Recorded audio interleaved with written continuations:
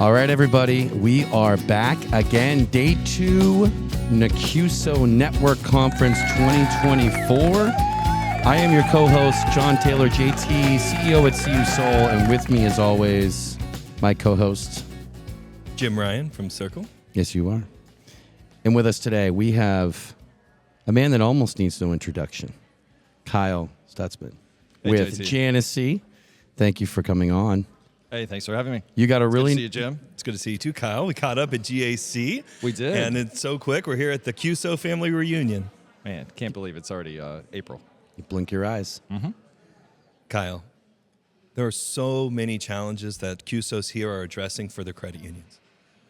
What do you see as the major challenges affecting credit unions today, and how are you going about solving those? Yeah, I'm completely biased. So we're going to start with, it's my own passion. It's the 25 plus years of barriers for people to work together. For us, it's all about those core connections and fintechs working together. You guys love the fintech world, obviously, here, and the credit union world. But that's where we live. We live in this world where people are staring at each other and saying, can we work together? And I don't have the resources to do it. And the other side saying, I have some great technical resources, but I don't understand your world completely. And by the way, these systems are legacy, pre-internet things that I don't really want to deal with. Where's that simple API that we can do between two web systems? And, in our space, that's just not the reality. It's not. Could you dig in a little bit deeper and unpack that problem? Because there are so many cores. We have the 3 big ones, and then we have several others. And then there's digital banking providers, and there's numerous numbers of them. And then we have literally 1,500 fintechs at least calling on credit unions in the United States. And at Circle, we've identified probably 1,400 of them inside of our CRM, and it's so hard to keep them all straight. And for you sitting in the middle of that cross section between fintech, credit union, and being a CUSO, dig a little bit deeper and help us understand the problems that we're facing as an industry. Yeah, well, I wish we could say it's just a technology problem, because if it's a technology problem, we can go sit in a dark room under the stairs with our computers, bang out some code, make this work, and we'd all be happy. But what we found year after year is that it's people say I can work together, and when an answer is too simple, yes, we should be concerned, and we've been conditioned to be concerned, because what we get is some weird exchange of files, or here's something I sent you by email, and now I have employees manually typing and entering things, and I have members who are sitting waiting for answers on things that could have been automated, and the problems just perpetuate from there. So when we talk about what is the problem, it's really understanding the full business case, in my opinion. What is that business case that you're trying to accomplish in order to make this work for my employees and my members? That is more than just mapping field A to field B. We actually need to figure out how is this happening. And you mentioned, Jim, greatly about digital platforms. Is there an authentication? Is there a single sign-on? Is there something I want embedded in my application? And that's larger strategies. I worked with Pure IT, helped get that started, and for years we were talking, what is your tech strategy? Well, people often don't get to that layer of, well, what do I want that whole user experience to be? All the way back to what do I want my employees to experience, all the way back to what do I want the systems to do so my employees don't have to do any of this. So it's really complicated, but it's a really fun conversation. Right now I'm boring people, but it is a really fun conversation when it's like, I want to open an account in 2 minutes. How do I make that happen? I want to do buy now, pay later, and I want to give that option to my members. I want to give them just recent conversation in the exhibit hall. I want to do GAP and other sorts of automobile insurance, the stuff that you can only do at the front of the loan. I want to do that anytime for my members. How can I do that without employees being involved at all? But the members have the choice at any point during their loan to do that, and it benefits everyone. The credit union gets some revenue, the member gets choice, everything works well together. And there's example after example when people actually can work together, how exciting it is, but they get frustrated and they just give up, and they choose to take whatever off the shelf can get them halfway there. Kyle, you touched on it quickly at the beginning, but I love this story because you wear a couple different hats, right? Couple different hats, probably still one paycheck, but you've got you work at Pure IT, started there, and we had Jack on a few episodes ago. And this concept of CUSOs birthing CUSOs, I think, is really cool. And so From your perspective, talk a little bit about, expand on how that happened, and really, why didn't you just keep it all in one QSO? Yeah. Well, one thing is it doesn't happen without credit union support. So when you're a QSO, you have credit union owners, even if you have Circle or other investors, TrueStage, other investors with you or venture. When credit unions are involved, they're going to be ones that help enable those options for us. At Pure IT, we had a leadership team that formed, which in my world is the best world. You have a leadership team that's working, not an individual sole proprietor that's trying to drive a business. So that gave us the opportunity to split apart and start something new that we saw was needed in the industry. But we also looked at a business. And so here we have a technology consulting and servicing business. And then we have an application platform. Those businesses are not the same business, nor are they the same cost structures, nor the same revenue models. Although we do both move towards subscription services, as happens in this world. Sure. But looking at that, it was determined that the best way to move forward and actually have a business thrive is to give it focus and allow it to run. And I was blessed to be able to step over and take leadership of that and drive it forward. And that's the only way I think businesses do work. If I get to put one plug in for QSO and what we talk about here, starting up a QSO is important and helpful and amazing for institutions to do, but just maybe spinning out your own credit union staff to go do a business is not necessarily starting up a full business. It may be a good functional way to do title loans or some lending component or insurance funds, but the ones that I really see get traction are ones that are given their own autonomy, their own funding, their own movement, their own leadership in order to drive that forward. And I have a strong bias towards that's where we see the most success with QSOs. I love that. I think that's really, really solid advice for sure.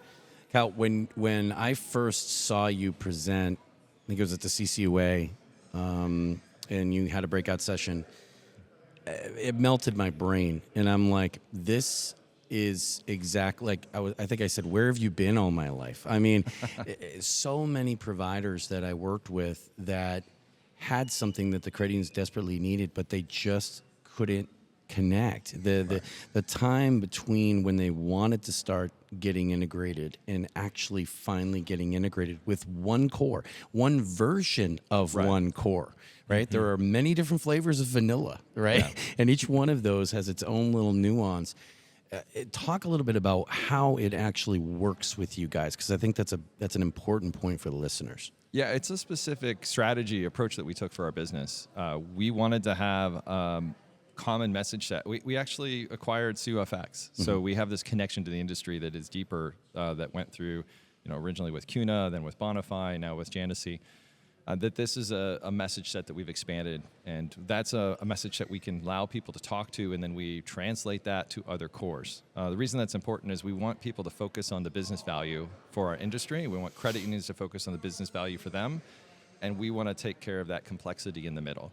So if everyone could focus on what is the member experience, what is the employee experience, what is the value that's being given back to the institution and the community, that's our perfect world. And in the middle, we'd love to say it's magic. It's really complicated, hard work, but we want to make it feel like it's magic for both parties, both sides. And that's what we feel you have to do. You have to help the credit union and you have to help the fintech work together. You can't just focus on one side or the other. Kyle, I want to dig a little bit deeper. Do you consider the credit union and the fintech both to be your partner, or are you directly working with the fintech to help the credit union, or are you working with the credit union to help them partner with the fintechs they want? I love that question because we had so many debates at the beginning of starting the company. And the answer is we decided there's no way to do this without connecting worlds together. That's all back to our Janicy thing. It's a Roman goddess that stands between worlds, opening and closing doorways. And so we launched onto that because it is both. Now, here's the interesting part. Fintechs may lead the conversation and say, we have these credit unions we're already talking to and we need to solve the problem. And in that case, we're obviously a core partner with the fintechs, and we then work with the credit unions directly to onboard and make this function, because standardizing the core calls is extremely important. The other side is enterprise customers, is where the credit unions lead that. So then credit unions come and say, I want to accomplish this. And it may be with a partner already on the platform, which is much simpler and quicker. It may be with a new person that wants to be on the platform, which is a great onboarding experience. but we can do things with people that are not on the platform. We just did a finance and accounting package, and that person has an API, but they're not going to join Janice's platform. But we wrote this, I'll just call it a bubble, service group between what they talk and what the cores talk. So now really anyone on our platform can have access to that, even though that vendor didn't really join the platform, but we wrote this service integration that allows us to talk with them. Wow. So the answer is it depends on who the partner is, and you can do either one. Right. And but they're always both involved. They're both involved. There's no way to not think of them both as a partner, but one is always leading. Well, where I'm thinking about it is we have a big vendor hall here at Nicuso, and one of the questions that grates on credit unions, do you guys know what it is when a vendor or a business partner that you haven't met yet asks? They say, what's your asset size? I need to decide whether I might want to work with you or not. That's what it communicates, and it's one of those sales 101 of the credit unions. Don't ask that. Look it up. It's all within 30 seconds on your phone to find that out, and treat them as if they're Navy. Right. But then on the other side, that question of, well, do you integrate with my core? Right. And they got to change that conversation, because as long as you're asking that question, then you're missing out on partnerships and the ability to shape the future of the industry by choosing the right people to partner with to enhance your member experience. Yeah. And there's other people trying to solve this integration platform. We welcome them into the industry, but we do it in a different way. But the important part is, yes, let's get away from the question and instead know that the problem is solvable now. People used to ask, what's your biggest competition? I still answer it this way first and then talk about quasi-competitors. But the real competition is people who don't believe that you can do integrations, right? I've been conditioned for 20 plus years that I have to ask this question, and if the answer is no, or even worse, it's on my roadmap, I'll get there, which we don't believe, most of the vendors. The reality is it can be done, and there are people solving this problem. And so, yeah, we need to take back control of our future and our integrations, our connections, because we have partners, and whether it's Janice or others, we can do these. When it comes to connection and collaboration, that's why we've come here to Nicuso. Absolutely. But for you, Kyle, we want to ask the question, why Nicuso? You could be at so many other events. You could be at home. You could be running your company there, but you're here. Why are you here? Because of the collaboration, as you said. And there's a self-selection of innovation that happens at this conference. People self-select in to say, I want to come and see what's new. I want to come and see who's involved in things that are new, thinking about different ways to do things. Who's been brought to this conference. No, there are people here that I've ran into that I say, why are you here? And they're saying, I'm not sure yet. I was told I should come. Buy another QSO. That's great. Let's talk about what the conference is about. For us, we connect with the current partners that we have, both credit unions and the fintechs, but we also get to see what else is out there. When we've talked to some that, they're trying to solve the problem too. Everyone in that room wants to work together or want the possibility to work together. Yeah. So for us, it's amazing conversations at Nicuso. I love it. Kyle Stutzman, thank you. Janice, and thank you for the work you guys are doing with Janice. And thanks to CU Healthcare Paycard for the generous sponsor to make this whole thing happen. And thank you, Jim, for saying JT. Yes. You make Disney magical. Oh, it's amazing. I can hear the Disney music when all the brain cells it's are dying. It's a small world after all in credit unions, isn't it? Telling you what. We'll add in a few more puns afterwards. And folks, thank you for listening and staying with us on this journey. We will see you on the next one.